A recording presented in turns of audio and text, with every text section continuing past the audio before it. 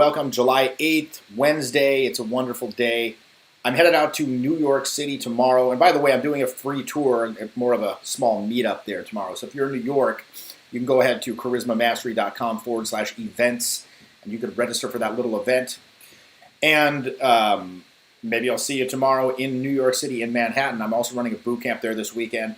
So if you wanted to get on board with that, you can also go to charismamastery.com/events and check that out. But before I fly off, I did want to do a quick little live and ask y'all a question. What do you think is the number one skill required to be successful at socializing? To be a good conversationalist, to be successful at social interaction. Now for me, I have a couple answers to this. I think there's two things that are absolutely vital. And the first of these is the ability to lead the conversation in the direction that you want it to go. Right? It's quite simple. The ability to lead the conversation in the direction that you want it to go. And for this reason, I always tell, there was an old rule back in the day when we first started doing this stuff, and that rule was the old 90-10 rule. Now, what's the 90-10 rule? Well, the idea that until you get to the social hook point, you are required to uphold 90% of the conversation. Now, what's social hook point? Social hook point is basically the point where the people that you're introducing yourself to go from thinking, who is this person and why are they speaking to me, to, okay, I like this person and I want to continue speaking to them. And again, that can happen instantaneously the moment you open them, or it might take a couple of minutes. But until you reach that point, you are responsible for upholding 90% of the interaction. Now, I very often get clients on the live programs, and I ask them at the beginning, and very often these people have low experience or they're complete novices. They really have never done cold walk-ups on people they don't know and introduce themselves. They've never really done that before. And I said, what's your opener? And they go, oh, I just go say, hey, what's up? What's up? I'm like, oh, and how does that work for you? Now, very often they don't really know how it works. They're just, again, they're theorizing. That's what I will do. But I always tell, like imagine if you went up to, like, you're standing on the street and you're about to cross the street, and some random person, some random dude comes up to you and gets your attention and says, hey, what's up?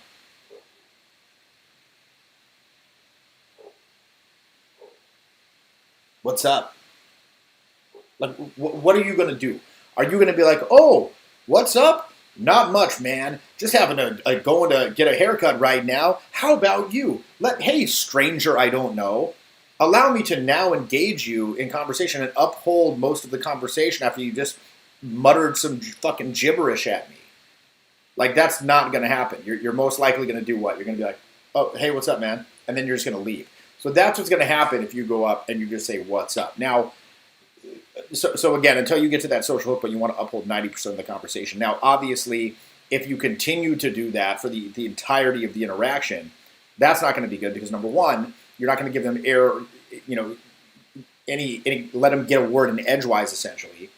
And if you do actually then stop talking after a while of doing 90-10, they're going to be in like a receptive mode, and they'll be like actually now kind of stifled and unable to retort or contribute meaningfully to the conversation going forward. So once you get to social hook point, you want to kind of downshift it to a 70-30 conversational ratio, I'd say about. And again, these are rules of thumb. This isn't like an exact science. But now, again, you talk about 70% of the time, you allow them to contribute about 30% to give you more, I guess, data or input for your intuition to come off and spin stories off of, and kind of begin that process of unveiling that happens when you meet a new person that contributes to a sense of rapport, a sense of connection, a sense of knowing, whatever you want to call it. But again, if you want to keep it at that 70%, because otherwise, and quite frankly, when I'm talking to somebody, especially in like a romantic context, someone I want to get to know for romance, basically, if I let them take the ball, it's probably going to go to boring directions, logical, boring shit.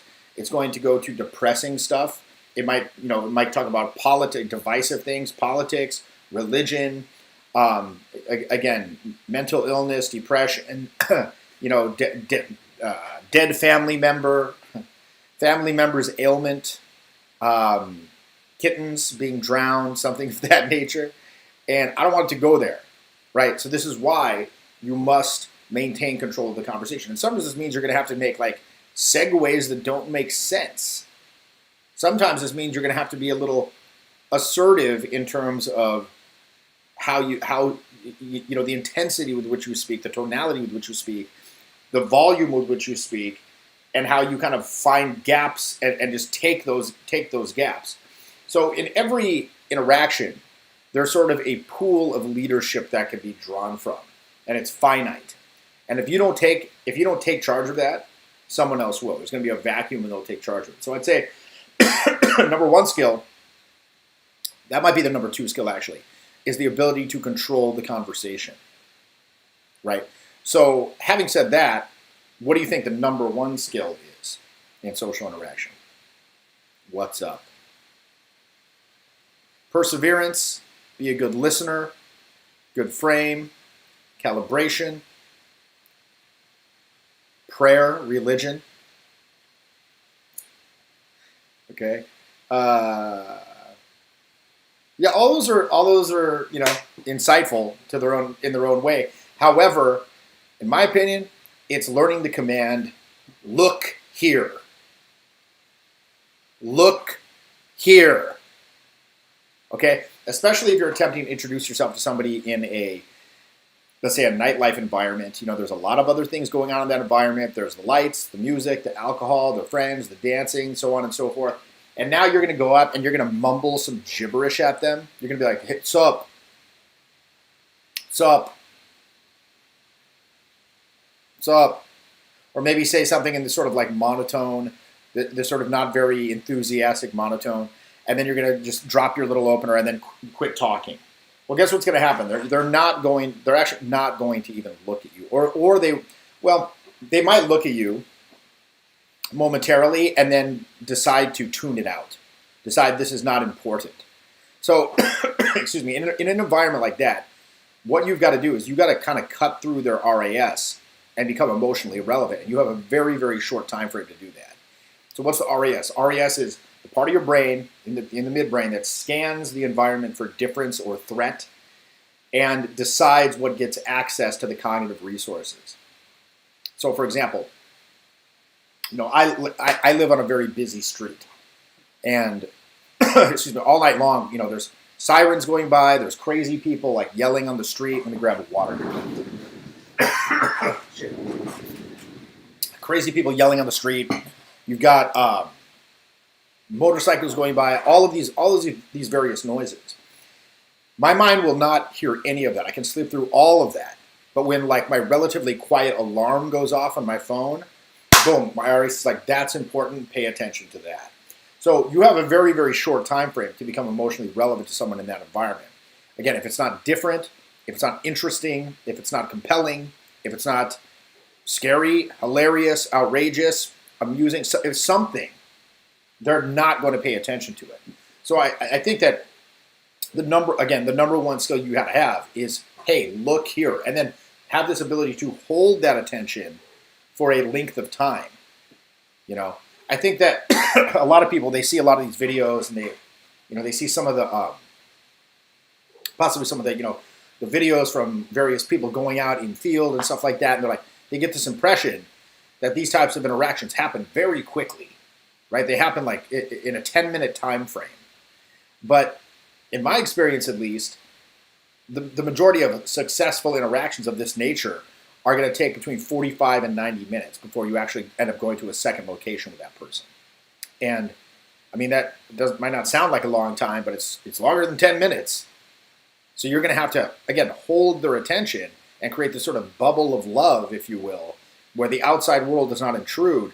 And you're going to have to do that for a full 45 to 90 minutes. And the longer that held attention goes on, the more pressure is going to be put upon you to give it a continued emotional life that makes sense with the face, with the musculature of your face and the packets of emotional information you're sending with that, with your gesture, your touch, your movement through space, with your vocal tonality. Because remember, in general, like, content is great, and content is absolutely essential, knowing the technique to move it forward on that horizontal plot development, that's absolutely essential.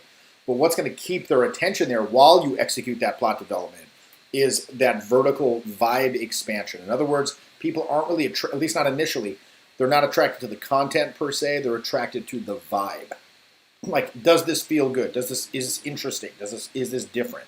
So the biggest thing that I see, because I'm running infield programs again. Like I said, I got one coming up in New York this weekend, back in San Francisco the following weekend. Then I'm doing Phoenix, Arizona. Then I'm doing Austin, Texas. Then I'm doing San Diego. Then I'm doing Las Vegas, and a bunch of San Francisco ones interspersed. Again, if you're interested in joining one of those, and they've been absolutely amazing. I had a student had a complete newbie who actually was like very emotionally stunted in many ways.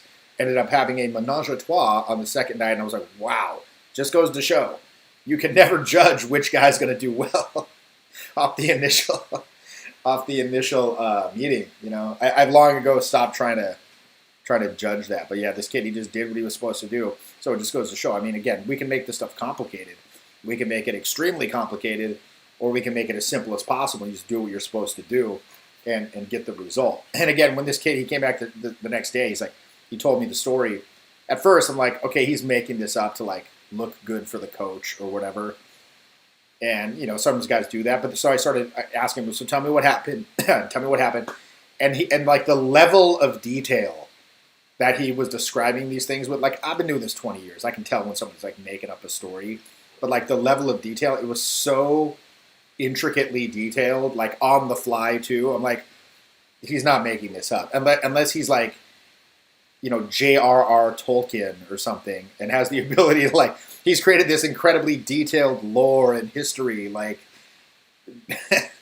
like backstory for these fake nuts. So he actually did have an amazing success.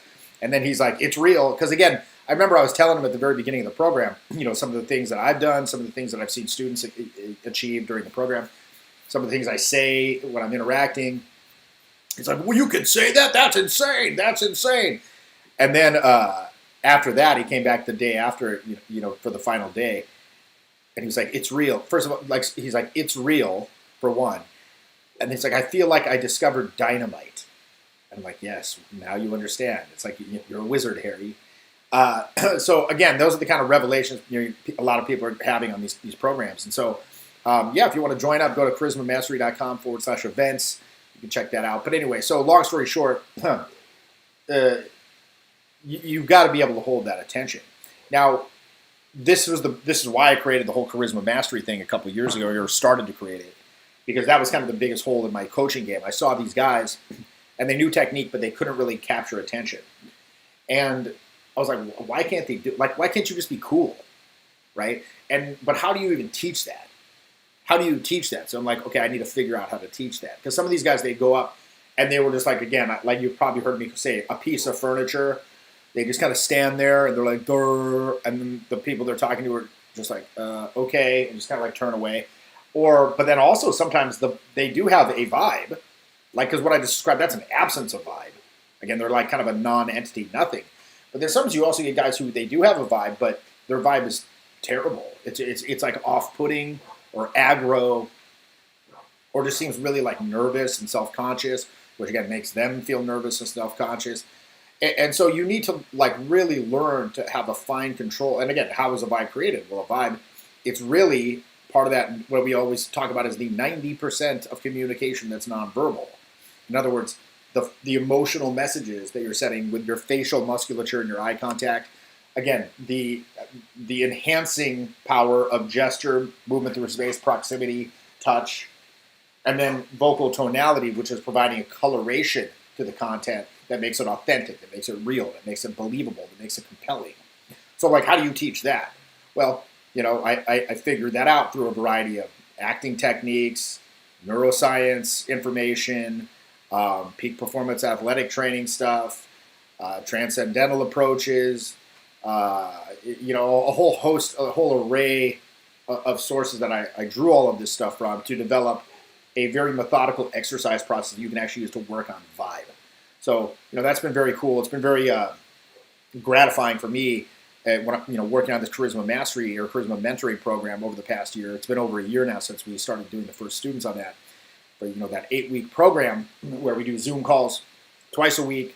There's a curriculum, an 8-week curriculum where you're given exercises to actually work on vibe. And to see guys come in at the beginning of that program and speak in a very wooden way, or in these very predictable vocal ruts, or with this very sort of like off-putting vocal tonality, like a trying for rapport tonality, and then by the end, seeing them start to break those ruts.